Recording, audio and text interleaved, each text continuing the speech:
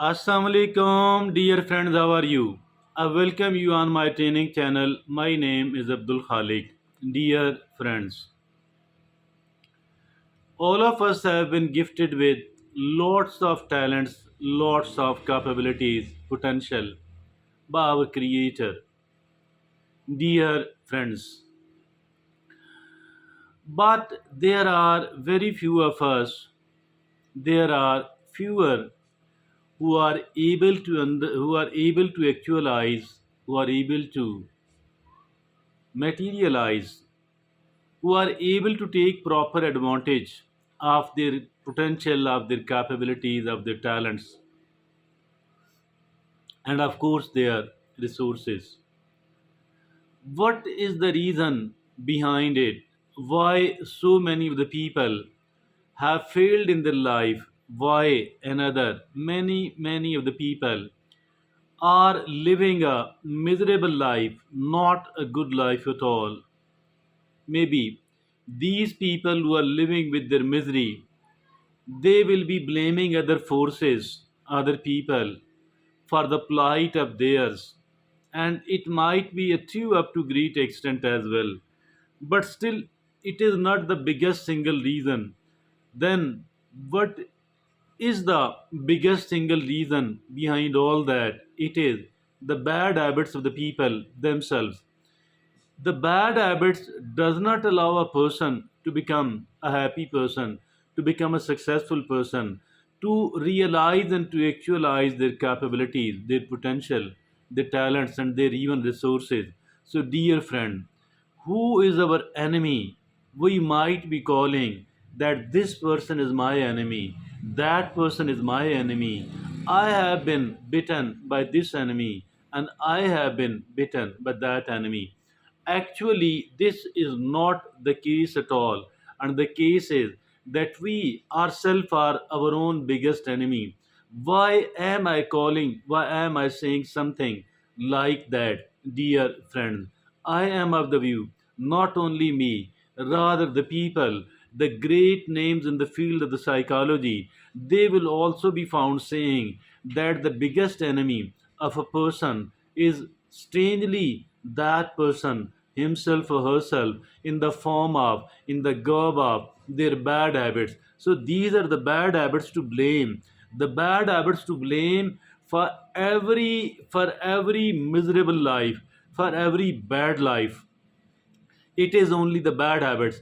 I think the bad habits, our own bad habits, are our own worst enemy. No one can do as much an enmity with us as our own bad habits are seen doing. So, if at all this be the case, I think that we need to do something. We need to do something about our bad habits. If at all we are trying to tackle our enemies, and which we should be trying to do that, but at the same time, or even more importantly, I think we should be paying attention to our own bad habits, and we need to identify it on the one hand, and then of course we need to get rid of our bad habits, because unless and until we do it, and we do it successfully, I think we will never ever be able to make our life a good one. We will never ever be able to make our life a successful one, and we will never ever be able to actualize our true potential, our talents and capabilities, our resources, of course. So, my dear friends and fellows, I think that in the life of each one of us, this must be holding a very important place, that first of all, I need to eliminate the bad habits, and I need to put the good habits, I need to replace the good habits at the place of the bad habits, so that instead of regressing, instead of failing to realize my potential, my capabilities, I should be better be able to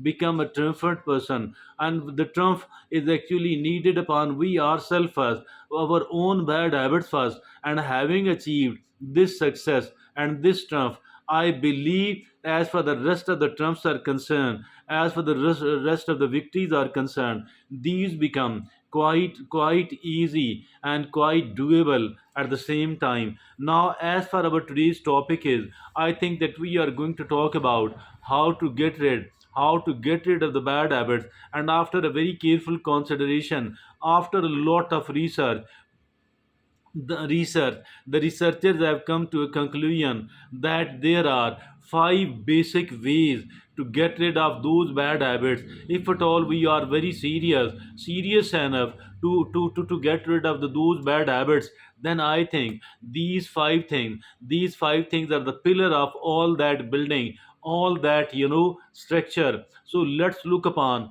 these five conditions, let's look upon these five ways, are these five steps to do what we are trying to do, what we want to do. First of all it is the identify your real motives. Identify your real motives. Identifying the underlying emotional need, emotional needs driving the behavior beyond superficial reasons. There are certain superficial and certain very very unimportant, apparently, but indeed underlying all that, there are certain underlying emotional needs and unfulfilled core need often persist, subconsciously. An unfulfilled core need often persists subconsciously. More clarity is gained by digging deeper into unravel root cause. We need to understand the root cause, because unless and until we do that, I think we will not be able to move in the right direction at all. The reason being that if at all a person gets sick and want to visit the doctor, what the doctor does, we are telling them that these are the symptoms, and the doctor does not treat the symptoms at all, rather try to find out the real reason, try to find out the root cause. And now, as for this root cause is concerned, underlying root cause is concerned, unless and until somebody does identify it, it will not be easy, it will not be easy at all to overcome that particular bad habit. So in the same manner, if at all a physician is trying to diagnose the real reason instead of focusing upon the symptoms, in the same manner, if at all we go to a psychiatrist, if we go to a clinical psychologist, if at all we go for the counseling, the person, if at all we are telling them that this is my bad habit, so what that particular person does, what that particular professional does, they try to understand what is the core need which is unfulfilled, or something is wrong with that, and will try to diagnose the real reason. So in look upon the case of overeaters, why the people overeat a lot despite knowing that it is not good in any way, neither as for our health, our look, our money, it is bad in every sense. So still they are doing it. The reason behind is that maybe they are feeling anxiety, they are feeling nervousness, maybe they are ridden with the stress. So I think that so we need to find the real reason before we start treating it, before we start making attempts to get rid of that. The second is figure out what triggers the bad habit. Now, the second thing is that we also need to find out what triggers this bad habit. Like if at all somebody is, smoking, and maybe the reason is that this person is sitting with the smokers, or it has attached, it with the anxiety, with the stress, or with anything else, but we need to find out what triggers my bad habit. Mean, if at all, maybe I am doing, I am doing a bad habit while I am with a certain type of people, with particular company, with a particular friend, with a particular group of friends. Maybe I need to separate myself from those people, or whatever triggers that particular habit. Trigger, like, like we are somebody triggers the gun. So it is like triggering that there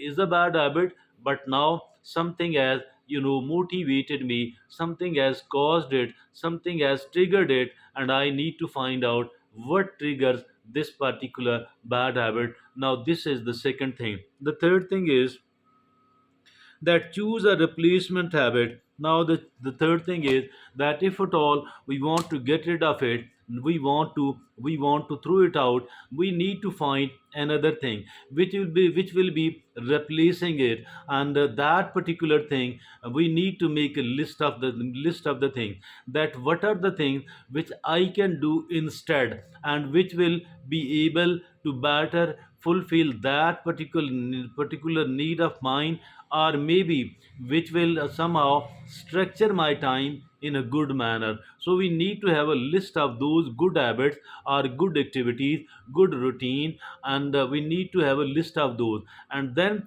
while we are trying to get rid of, a bad habit, we should try to adopt the good habits which are beneficial, which are sustainable, and which will free me from that particular bad habit. Like, if at all I want to leave a bad company, a bad group of friends, I need to find a good group of friends as well. So this good group of friends, a group of friends with the good habits, with the good routine, with the good purpose, so I should try to find it out, should try to develop my connections with these people, so that it will become relatively easy to somehow get rid of a bad company. So we need to choose a replacement habit. And now the fourth is make it easy to make new habit. Make it easy to make new habits. How can we do that? Somehow we can make those good habits relatively easier, especially in the new days, particularly in the beginning. I should try to make it as easy as it is possible. I should try to make it as interesting as it is possible, so that I could easily adopt all those good habits. Now, how to make it easy, how to make it more interesting, that is something which we separately, independently, individually, which we need to find out, where we need to ponder upon. And now, the fifth and the last is that is get support and accountability. Get support and get accountability. From whom? From our loved ones, from our friends, from even the professionals. We need to get the support.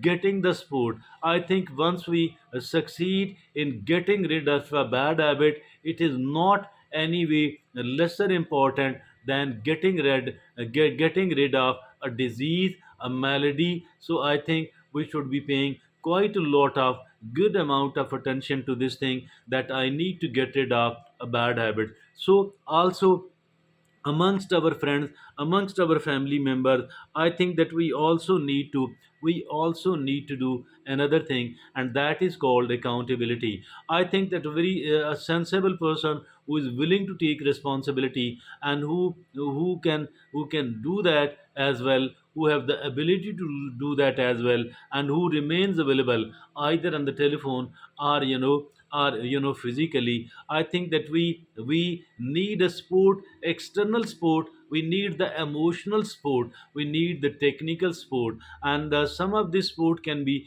obtained from our loved ones and our friends. Another, some of this sport can be obtained from the professionals. And then, of course, the accountability, in the same manner, accountability from our loved ones as well as from the professionals. I think that we should be holding ourselves accountable, not only in our own self, not only that we need to reflect and we need to hold ourselves accountable, Rather, we need to appoint a suitable person for that as well. So these are the five ways to get rid of the bad habit, my dear friends and fellows. It is extremely important, to be able to get rid of the bad habits, because the bad habits are our worst enemies. And my dear friends and fellows, what we must not forget is that is the willpower, that is the self discipline. Unless and until we are disciplined enough, unless and until we are developing the willpower,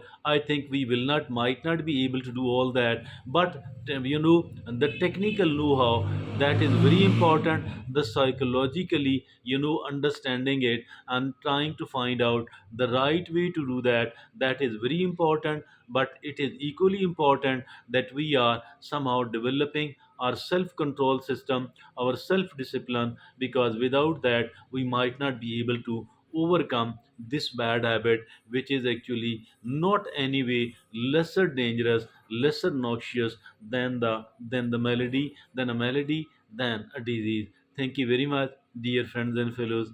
Allah Hafizo Nasir.